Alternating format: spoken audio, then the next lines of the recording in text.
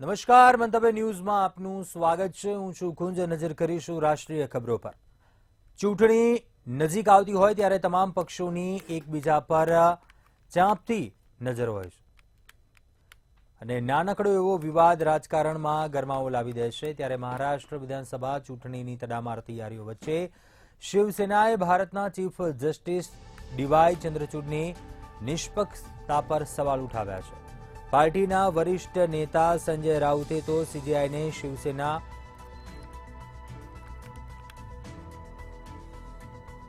સંબંધિત કેસથી દૂર રહેવાની પણ સલાહ આપી છે.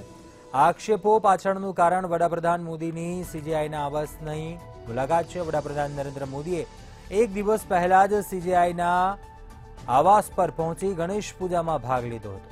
આ સિવાય ઘણા વકીલોએ પણ આ મુલાકાત પર સવાલ ઉઠાવ્યા હતા. જોકે તે તમામ સવાલો ઉપર ભાજપે પણ વળતો જવાબ આપ્યો અને આ મુલાકાતને માત્ર પૂજામાં હાજરી સુધી જ સીમિત ગણાવી છે. વડાપ્રધાન પોતે કહ્યું કે સીજીઆઈ જસ્ટિસ ડીવાય ચંદ્રચૂડના ઘરે ગણેશ પૂજામાં સામેલ થયા. ભગવાન શ્રી ગણેશ આપણા બધાને સુખ, સમૃદ્ધિ અને તંદુરસ્ત સ્વાસ્થ્ય આપે.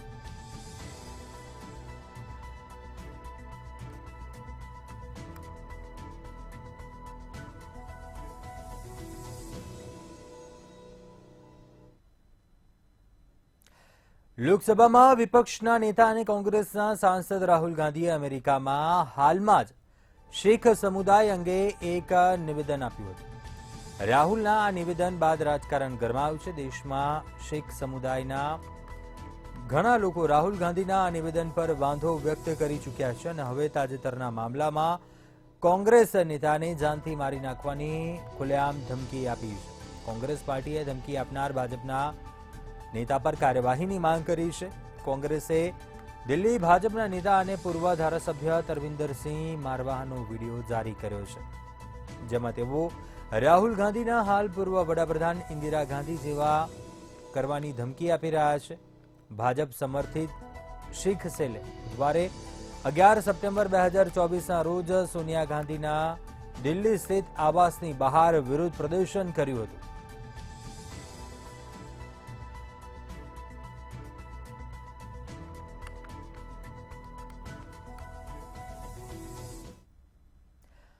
મહારાષ્ટ્રમાં હવે થોડા મહિનાઓ બાદ વિધાનસભાની ચૂંટણી યોજાવા જઈ રહી છે. આગામી વિધાનસભાની ચૂંટણીને લઈને તમામ પક્ષોની તૈયારીઓ અને બેઠકો પૂરજોશમાં ચાલી રહી છે. દરમિયાન હવે મહારાષ્ટ્રમાં વિપક્ષી પાર્ટીઓ દ્વારા પોસ્ટર વોર શરૂ કરાયું છે. મુંબઈમાં વિવિધ વિસ્તારોમાં ભાજપ વિરુદ્ધ પોસ્ટરો લગાવાયા છે, જેમાં નાયબ મુખ્યમંત્રી દેવેન્દ્ર ફડણવીસને ખિસ્સાકાતરૂ તરીકે વર્ણવવામાં આવ્યા છે.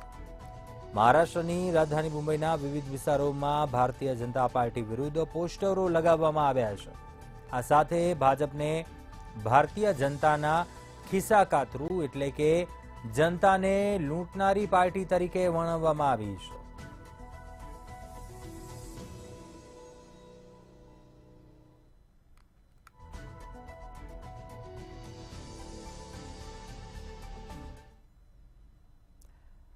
હરિયાણામાં આઈએનએલડી ઇન્ડિયન નેશનલ લોકદળ અને એચએલઓપીએ હરિયાણા લોકહિત પાર્ટી વચ્ચે ગઠબંધન થયું છે.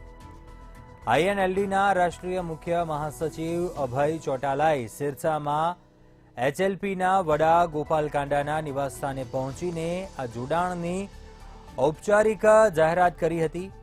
આઈએનએલડી પહેલેથી જ બીએસપી બહુજન સમાજ પાર્ટી સાથે ગઠબંધન કરી ચૂક્યું હતું. એચએલપીના એક સાથે આવવાથી હવે આ ત્રણેય પક્ષો ચૂંટણી મેદાનમાં એક સાથે આવી ગયા છે.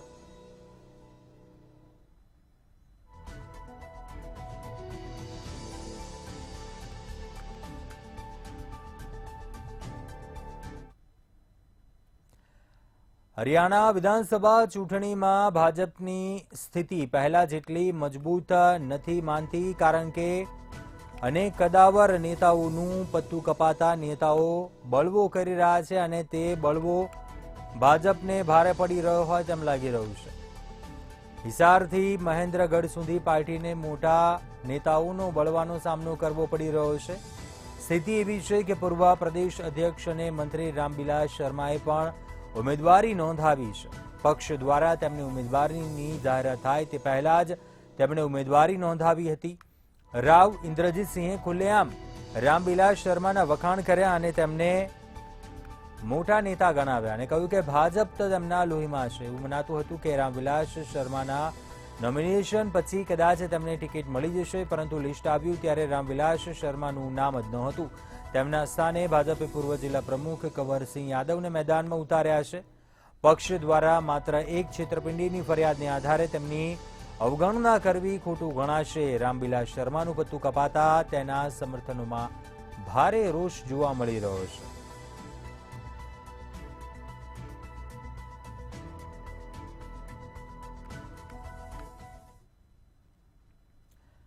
વિનેશ ફોગાટ કોંગ્રેસમાં જોડાયા બાદ સતત ચર્ચામાં રહે છે અને તેવામાં નોમિનેશન પછી કહ્યું તેમણે પહેલું સૌથી મોટું નિવેદન આપ્યું, જેમાં કહ્યું કે હું ફૂલ ટાઈમ પોલિટિશિયન છું. હવે કુસ્તીમાં પરત ફરવું શક્ય નથી. હવે હું ફૂલ ટાઈમ રાજકારણી છું. મારી પાસે જવાબદારીઓ છે.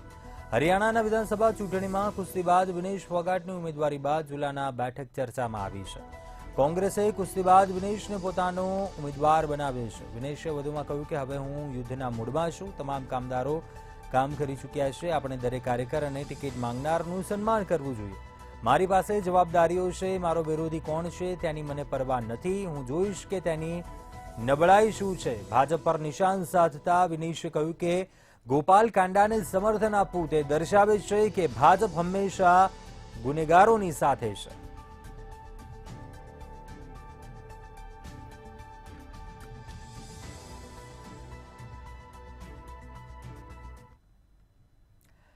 આરજીકર હોસ્પિટલમાં મહિલા ડોક્ટર સાથે બનેલી ઘટનાના વિરોધમાં જુનિયર ડોક્ટરો 32 દિવસથી હડતાલ પર છે. આરજીકરની ઘટનાને 1 મહિનાથી વધુ સમય વીતી ગયો હોવા છતાં વહીવટીતંત્રના ઘણા પ્રયત્નો અને સુપ્રીમ કોર્ટના ચીફ જસ્ટિસની કડક સૂચનાઓ છતાં જુનિયર ડોક્ટરો તેમની હડતાલ સમાપ્ત કરવા તૈયાર નથી. મુખ્ય સચિવ મનોજ પંત દ્વારા ઈમેલ મોકલ્યા પછી પણ જુનિયર ડોક્ટર સરકાર સાથેની મીટિંગ માટે આવ્યા ન હતા. તેમજ ડોક્ટરોએ સ્વાસ્થ્ય ભવનનો ઘેરાવ કરી નવી માંગણીઓ રજૂ કરી, જેમાં તેઓએ આરોગ્ય સચિવ, નિયામક અને અન્ય અધિકારીઓના રાજીનામાની માંગણી કરી હતી.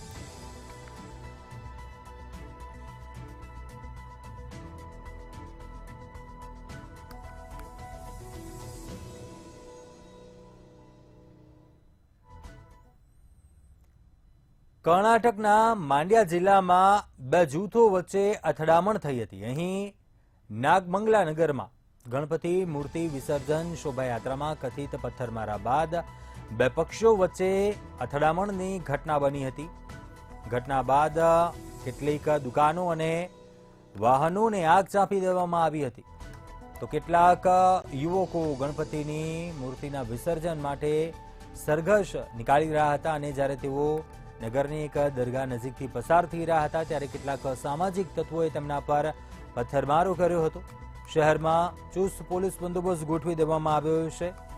આ દરમિયાન હિન્દુ સમુદાયે પોલીસ સ્ટેશન પર પ્રદર્શન કર્યું અને પથ્થરમારો કરનારાઓ સામે કડક કાર્યવાહી કરવાની માંગ કરવામાં આવી છે.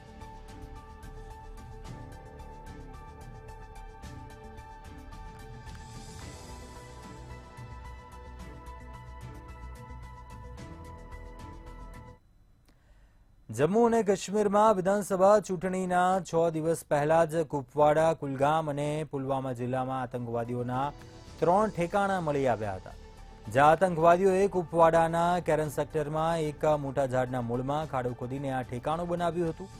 અહીંથી AK-47ના 100થી વધુ કારતૂસ, 20 હેન્ડ ગ્રેનેડ અને 10 નાના રોકેટ મળી આવ્યા હતા. જે બાદ વિગતો મળતા જ જમ્મુ કાશ્મીર પોલીસે સંયુક્ત ઓપરેશન હાથ ધર્યું હતું અને આ સાથે સેનાને જમ્મુ કાશ્મીરમાં તૈનાત ચૂંટણી નિરીક્ષક પાસેથી આ ગુપ્ત માહિતી મેળવી હતી.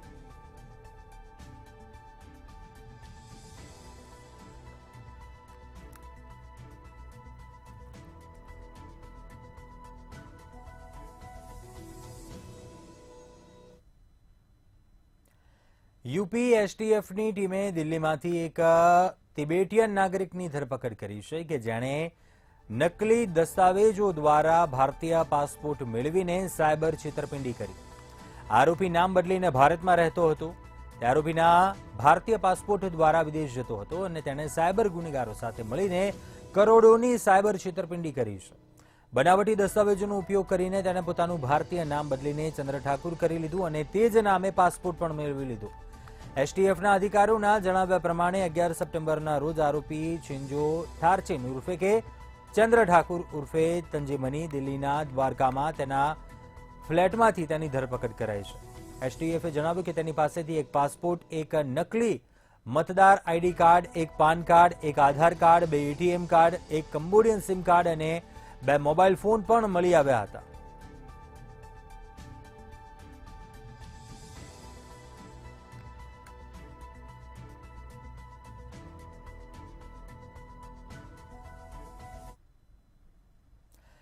મધ્યપ્રદેશના દતિયા જિલ્લામાં ભારે વરસાદને કારણે રાજગઢ કિલ્લાની દિવાલ ધરાશાયી થઈ ગઈ હતી.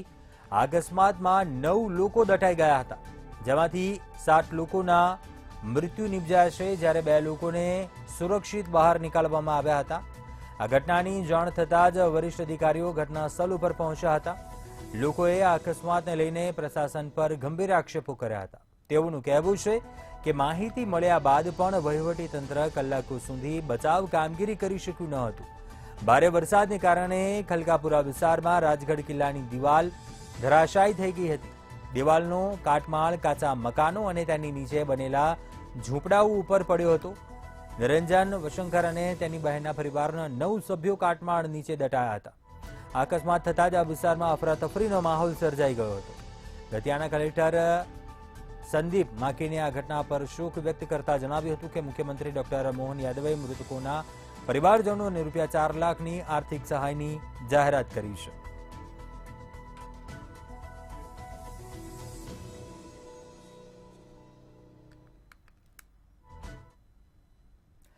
ઉત્તર પશ્ચિમ, પૂર્વ, ઉત્તર પૂર્વ અને મધ્ય ભારતના વિવિધ રાજ્યોમાં મુશળધાર વરસાદ ચાલુ છે.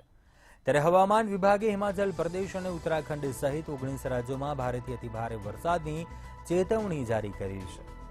હવામાન વિભાગ મુજબ ઉત્તરાખંડ, ઉત્તર પ્રદેશ અને મધ્ય પ્રદેશમાં ભારેથી અતિભારે વરસાદ પડશે, જ્યારે રાજસ્થાન, હરિયાણા, ચંદીગઢ અને હિમાચલ પ્રદેશના વિવિધ વિસ્તારોમાં 15 સપ્ટેમ્બર સુધી ભારે વરસાદ પડશે. છત્તીસગઢ, મધ્ય મહારાષ્ટ્ર, આસામ, મેઘાલયમાં પણ ભારે વરસાદની સંભાવનાઓ છે.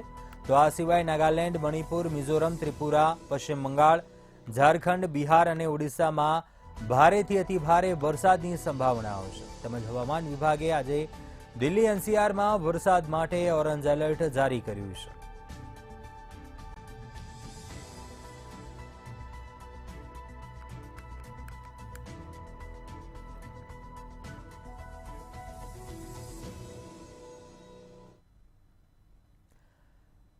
તાજેતરમાં ડાબેરી દળ સીપીએમના દિગ્ગજ નેતા સીતારામ યેચુરીનું નિધન થયું છે. 72 વર્ષની ઉંમરમાં તેમનું અવસાન થયું હતું.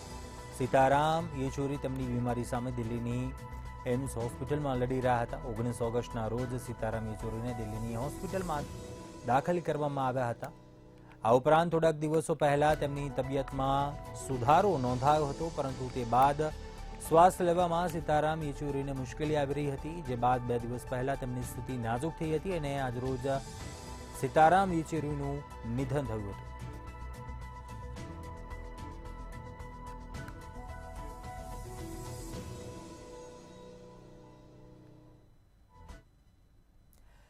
કર્ણાટકના મંડ્યાના નગ મંગળામાં ગણેશ વિસર્જન દરમિયાન સાંપ્રદાયિક હિંસાની ઘટના બની હતી. બંને સંપ્રદાયો વચ્ચેનો સંઘર્ષ એટલો વધી ગયો કે પરિસ્થિતિ ખૂબ જ તંગ બની ગઈ. એક રિપોર્ટ પ્રમાણે માનીએ તો તોફાનીઓએ પેઇન્ટની દુકાનો, બાઇક શોરૂમ, કપડાની દુકાનો સહિત અનેક દુકાનોને આગ લગાવી હતી, જેને કારણે તે સંપૂર્ણપણે બળીને ખાખ થઈ ગઈ હતી. રસ્તાઓ ઉપર પાર્ક કરેલી મોટરસાઇકલોને પણ નિશાન બનાવીને આગ ચાંપી દેવામાં આવી હતી, જેનાથી તણાવમાં વધારો થયો હતો અને 2 સમુદાયો વચ્ચે હિંસા થઈ હતી. પરિસ્થિતિને કાબૂમાં લેવા માટે પોલીસે વિસ્તારમાં હાઈ એલર્ટ જાહેર કર્યું હતું.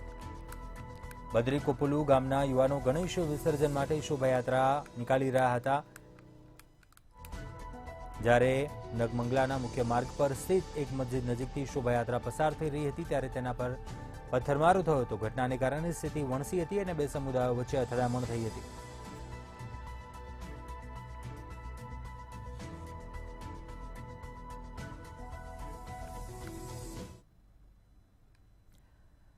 બિહારના કેમૂરમાંથી એક ચોંકાવનારો કિસ્સો સામે આવ્યો છે. બાળકોને ઠપકો આપ્યા બાદ કેટલાક બદમાશોએ સરકારી શાળામાં ઘૂસીને 4-5 શિક્ષકોને માર માર્યો. કેમૂર જિલ્લાના ભગવાનપુર બ્લોકની અપગ્રેડેડ હાયર સેકન્ડરી સ્કૂલમાં લગભગ અડધો ડઝન લોકોએ 4 થી 5 શિક્ષકોને માર માર્યો હતો.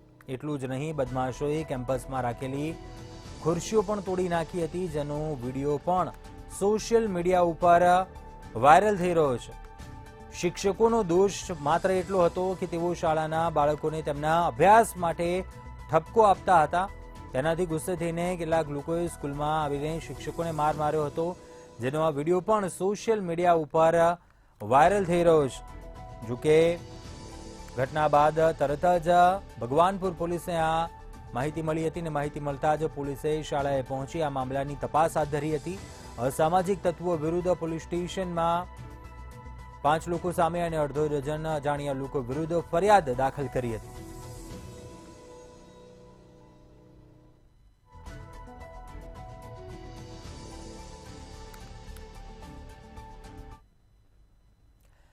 પેરિસ પેરાલિમ્પિક 2024માં ભાગ લઈ રહેલા ખેલાડીઓ વડાપ્રધાન નરેન્દ્ર મોદીને મળ્યા હતા. વડાપ્રધાને તમામ પેરાલિમ્પિયનોને પોતાના નિવાસસ્થાને બોલાવ્યા હતા, જ્યાં વડાપ્રધાને એક પછી એક તમામ ખેલાડીઓ સાથે વાત કરી તેમના અનુભવો જાણ્યા હતા. તો આ સાથે જ ભારત 7 ગોલ્ડ, 9 સિલ્વર, 13 બ્રોન્ઝ સહિત 29 મેડલ જીતીને સૌપ્રથમ વખત ટોપ 20માં રહ્યું હતું.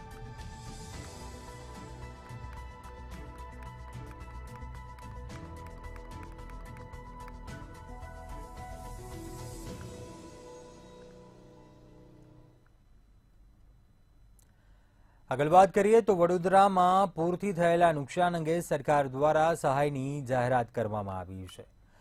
નુકસાન અંગે સહાયમાં લારી તથા રેકડી ધારકને ઉચ્ચક રૂપિયા 5,000ની રોકડ સહાય આપવામાં આવશે.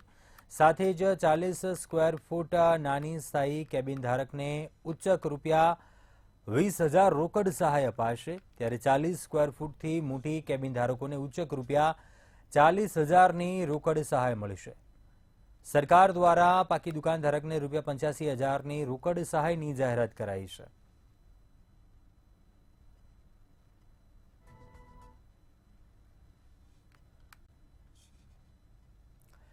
કેબિનેટ બેઠકમાં સીએમ ભૂપેન્દ્ર પટેલ દ્વારા મહત્વપૂર્ણ નિર્ણય લેવા આવ્યો છે, જેમાં સીએમ સહિત તેમનો મંત્રીમંડળ પોતાનો 1 મહિનાનો પગાર પૂર રાહત નિધિમાં આપશે. આ નિર્ણય સીએમ ભૂપેન્દ્ર પટેલ દ્વારા લેવામાં આવ્યો છે. પૂર રાહત નિધિ માટે 1 મહિનાનો પગાર પૂર રાહતમાં આપશે. આ કામગીરીમાં અધિકારીઓને પણ સહાય આપવા સીએમએ આદેશ કર્યો છે.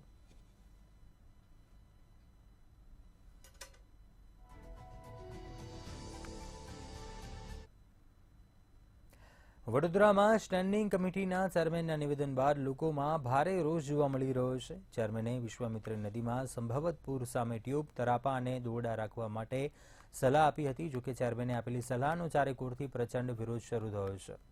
ત્યારે કોંગ્રેસ દ્વારા જન આક્રોશ રેલી યોજાઈ. ટ્રક ભરાઈને લોકો સયાજીનગર ગુરુ ખાતે પહોંચ્યા હતા. સાથે વિરોધ ઉગ્ર ન બને તે માટે પોલીસનો કાફલો ખડકી દેવાયો હતો.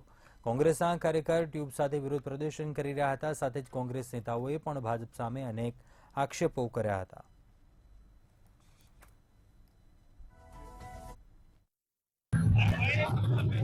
વડોદરા શહેરમાં વરસ્યો વરસાદ અને આવ્યું માનવ સર્જિત પૂર.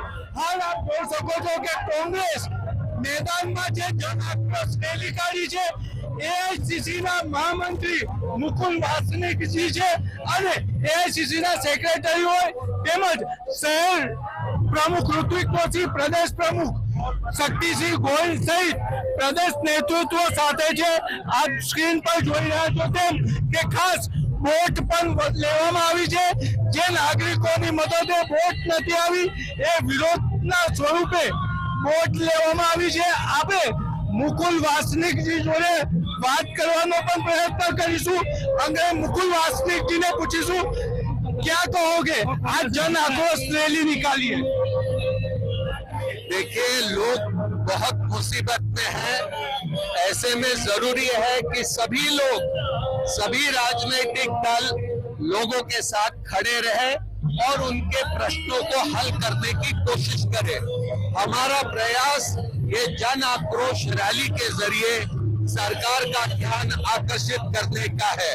हम मांग करते हैं कि जो पीड़ित परिवार है, पीड़ित व्यक्ति है, उनको पर्याप्त मुआवजा दिया जाए ताकि वो अपनी जिंदगी जीने की कोशिश करें। 22 वोट थी पर फिर भी वो काम में नहीं लगाई तंत्र ने। 22 वोट पड़ी रही, तंत्र ने काम में नहीं लगाई। क्या कहोगे?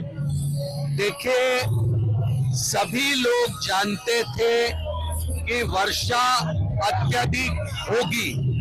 ऐसे में जिम्मेदारी थी सरकार की कि वो नियोजन करे, लोगों को समय रहते हुए सूचित करे और जहां पर पानी अधिक होने की संभावना है वहां पर पर्याप्त कदम उठाकर पानी के निकास की व्यवस्था करे।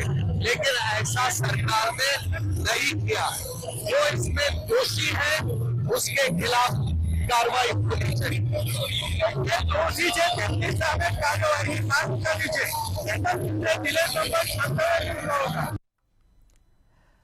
રાજકોટ જિલ્લામાં ખેતીવાડી નુકસાની સર્વે હાથ ધરવામાં આવ્યો હતો। 500થી વધુ ગામોને અસરગ્રસ્ત જાહેર કરવામાં આવ્યા છે, જેમાં 108 જેટલા ગામોમાં સર્વે પૂર્ણ થયો છે। 6845 હેક્ટરમાં 33%થી વધુ અંદાજિત રૂપિયા 5.50 કરોડનું નુકસાન થયું હતું। લગભગ આગામી એક સપ્તાહમાં સર્વે પૂરો કરવામાં આવશે। તો 57 જેટલી ટીમો સર્વે કરી રહી છે, જેમાં કપાસ, મરચા સહિતના પાકોમાં ભારે નુકસાન થયું હતું। રાજકોટ જિલ્લામાં પાક નુકસાનીનું સર્વે છે એ 108 ગામોમાં પૂર્ણ થયું છે, જેમાં લગભગ 5.5 કરોડ રૂપિયા જેટલાનું નુકસાન પ્રથમ દૃષ્ટ્યા જણાઈ આવે છે। એમાં 57 ટીમો જે છે એ કામે લાગેલી છે અને અમને વિશ્વાસ છે કે આ કામ અમે અઠવાડિયામાં પૂરું કરી દેશું। કુલ 500 જેટલા ગામો અને અસરગ્રસ્ત ગામો આઈડેન્ટિફાય કરવામાં આવેલા છે અને આ સર્વે પૂર્ણ થયેથી રાજ્ય સરકારમાં આ બાબતની રિપોર્ટ કરવામાં આવશે। ખાસ કરીને સર કયા કયા પાકોને વધુ નુકસાન અને કયા વિસ્તારમાં વધુ નુકસાન હોવાનું અત્યાર સુધી સામે આવ્યું?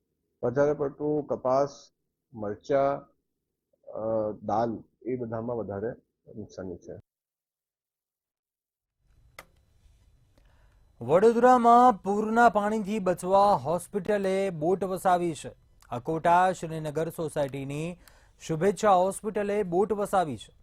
જ્યારે પૂરના પાણી હોસ્પિટલ આસપાસ ફરી વળ્યા હતા ત્યારે તંત્ર મદદે નહોતું પહોંચી શક્યું।